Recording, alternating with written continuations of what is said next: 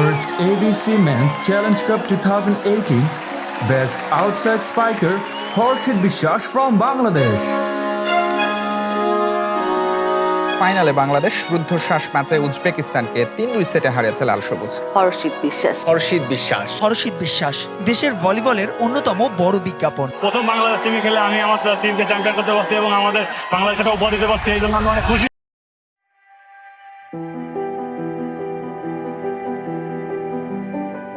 হর্ষিত বিশ্বাস বাংলাদেশ ভলিবলের একজন অগ্রদূত, যিনি দেশের ভলিবলকে নিয়ে গিয়েছেন এক অনন্য উচ্চতায়। আন্তর্জাতিক অঙ্গনে যার অবদান আজ সমাদৃত। গ্রামের সাধারণ একজন ছেলে থেকে দক্ষিণ এশিয়ার সেরা ভলিবল খেলোয়াড় হিসেবে আত্মপ্রকাশ করার এই পথটা মোটেও সহজ ছিল না। আজ আমরা জানব সেই সংগ্রামের গল্প, যেটা হর্ষিতকে আজকের এই পর্যায়ে নিয়ে এসেছে।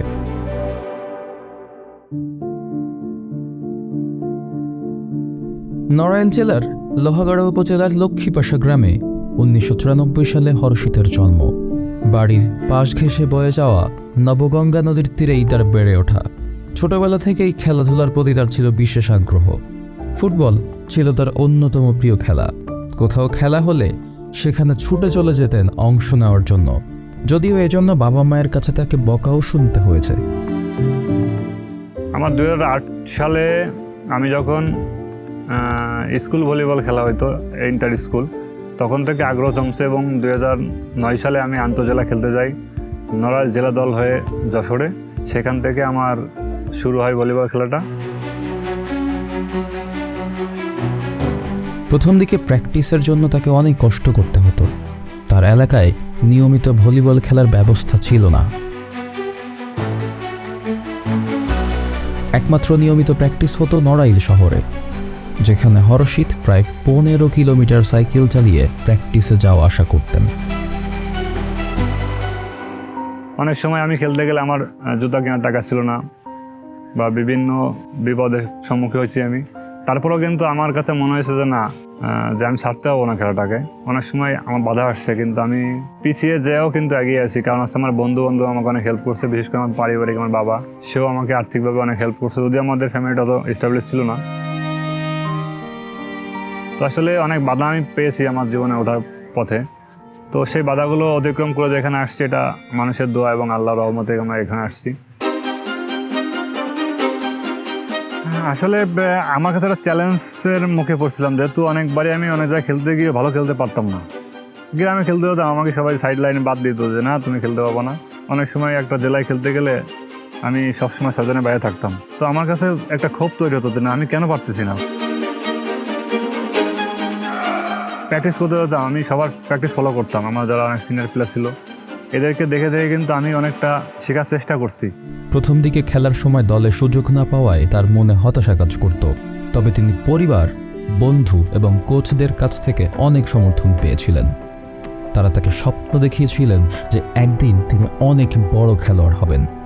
10 বছর আগে যখন ছিল, আমি যখন খেলা শুরু করলাম, তখন কিন্তু ভলিবলের তেমন একটা ফিউচার ছিল না।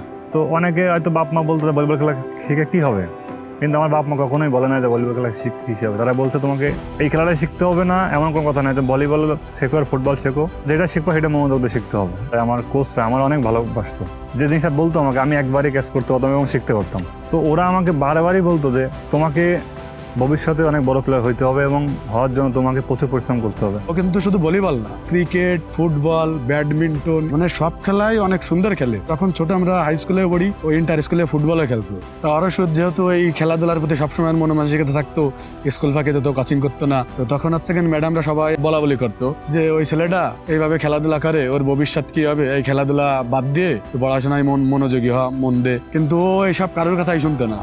এরপর তিনি জেলা পর্যায়ে খেলার সুযোগ পান এবং জেলায় ভালো পারফর্ম করার পর ঢাকার একটি বিখ্যাত ক্লাব থেকে খেলার প্রস্তাব আসে। নতুন পরিবেশ, নতুন সুযোগ। হর্ষিত পুরো মনোযোগ দিয়ে অনুশীলন চালিয়ে যান এবং নিজেকে প্রমাণ করার চেষ্টা করেন। কঠোর অনুশীলন, সংযম ও আত্মবিশ্বাসের ফলে খুব শীঘ্রই তিনি জাতীয় দলের নির্বাচকদের নজরে আসেন।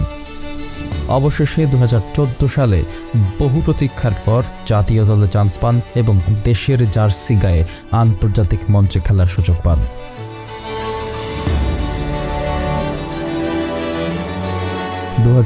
সাল হর্ষিত বিশ্বাসের ক্যারিয়ারের অবিস্মরণীয় একটি বছর।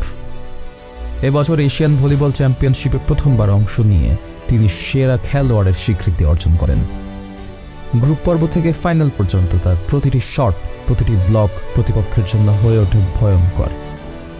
শক্তিশালী প্রতিপক্ষের বিরুদ্ধে তার সাহসী লড়াই এবং অসামান্য দক্ষতা তাকে এশিয়ার অন্যতম সেরা খেলোয়াড় হিসেবে পরিচিতি এনে দেয়। আসলে এটা কিন্তু অনেক বড় একটা পাওয়া আমার কাছে। এইটা পাওয়ার পরে কিন্তু আমার বিভিন্ন জায়গায় যখন আমি খেলতে যেতাম তখন কিন্তু আমার ডিমান্ডটা তখন বেড়ে যেত, মানুষ এসে সেলফি তুলতো, বা আমার যে পারিশ্রমিক ছিল পার ডে তার দ্বিগুণ হয়ে গেছিলো এই টুর্নামেন্টে সেটা হওয়ার পর থেকে, এবং আমাদের ক্লাবও আমাকে সবসময় মাথায় করে রাখতো। এশিয়ান ভলিবল চ্যাম্পিয়নশিপের সাফল্যের পরের বছর 2017 সাল হর্ষিত বিশ্বাসকে জাতীয় দলের ক্যাপ্টেন হিসেবে নির্বাচিত করা হয়। সেই মুহূর্ত থেকে তিনি দেশের ভলিবলকে সামনে থেকে নেতৃত্ব দিয়ে যাচ্ছেন। প্রতিটি খেলায় তার নিজের অভিজ্ঞতা ও দক্ষতা দিয়ে দলকে অনুপ্রাণিত করছেন। তার নেতৃত্বে জাতীয় দল খুঁজে পেয়েছে এক নতুন আশা, নতুন দিগন্তের সম্ভাবনা। আমি ক্যাপ্টেন্সি পাওয়ার পরে আমি সবাইকে, প্রথমে বাবাকে আমি জানাই যে আমি জাতীয় দলের ক্যাপ্টেন হয়েছি। তো আমার কাছে মনে হচ্ছিলো যে আমি একটা দায়িত্ব বা দেশের একটা প্রতিনিধি করার একটা দায়িত্ব আমার ঘাড়ে আছে, করতে আমি কীভাবে পালন করবো। হর্ষিত স্বপ্ন দেখেন বাংলাদেশ ভলিবল বিশ্বকাপ ও ওয়ার্ল্ড লিগের মতো টুর্নামেন্টে অংশগ্রহণ করবে। আমার মনে হয় যে বাংলাদেশ একটা সময় ওয়ার্ল্ড কাপ খেলতে পারবে এবং ওয়ার্ল্ড লিগে চান্স হবে, এবং বিভিন্ন ওয়ার্ল্ড কাপ ক্লাব চ্যাম্পিয়নশিপ হয় যেগুলো ইউরোপে হয়, সেগুলো হয়তো বাংলাদেশ পার্টিসিপেট করতে পারবে, কারণ সেই অ্যাবিলিটি কিন্তু বাংলাদেশ ভলিবল প্লেয়ারদের আস্তে আস্তে আসতেছে।